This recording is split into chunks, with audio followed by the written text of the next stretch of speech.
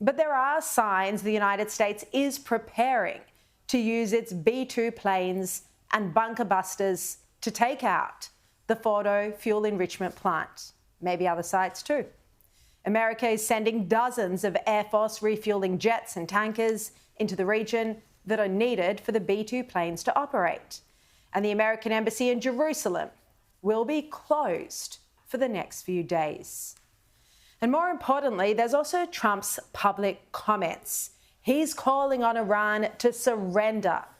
He's still giving the mullahs one last chance.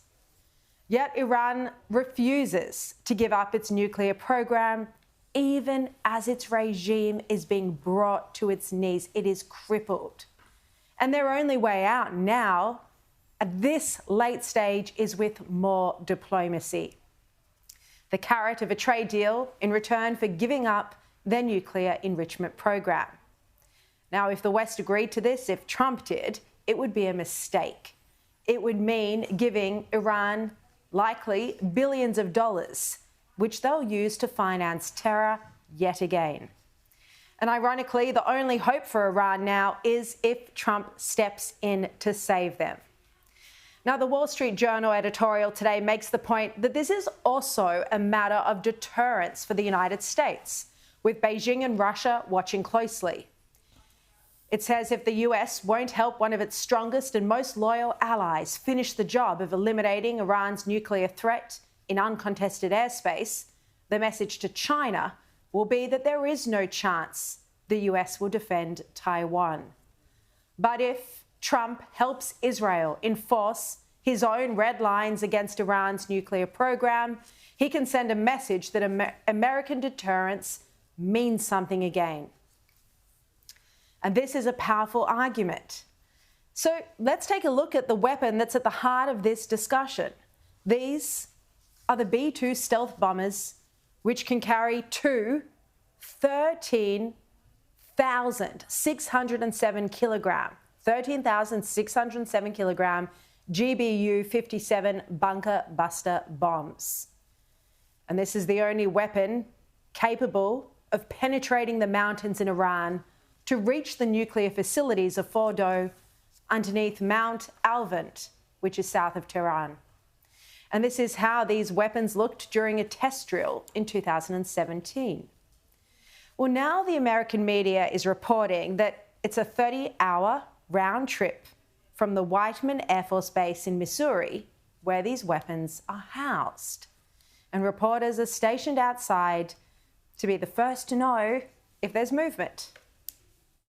We've been out here waiting, seeing if it's going to take off, but this is a very special plane. It is a stealth bomber, and as you pointed out, it can carry a bunker buster bomb.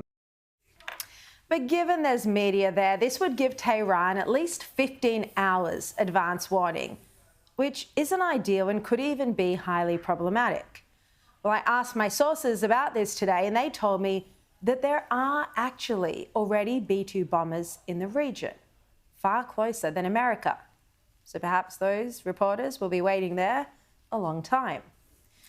Now, there's no logical case against America using these weapons on Iran's nuclear sites that it refuses to dismantle.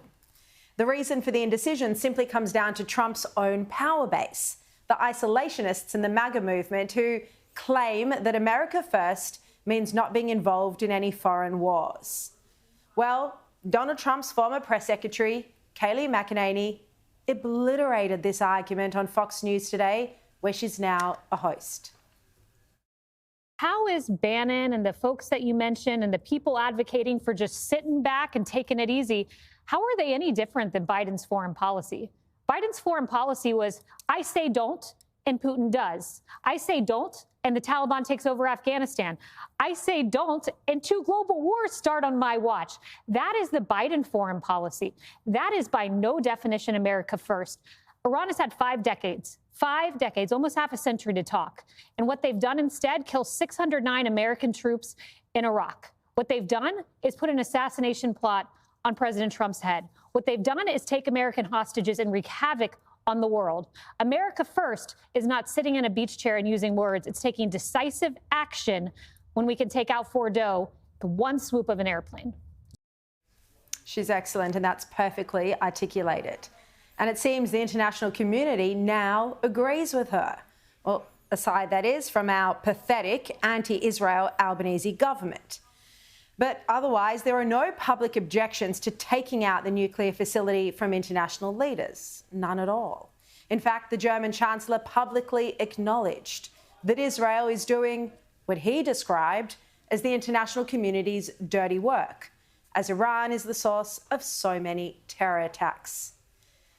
Well, Trump should be encouraged to take this action to create a safer future.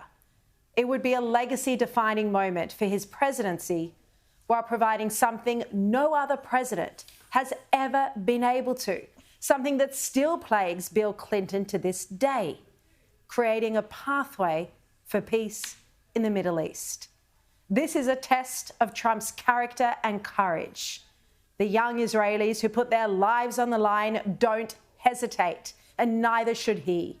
Trump should claim his role in history as the president who stood with Israel to obliterate Iran's nuclear program.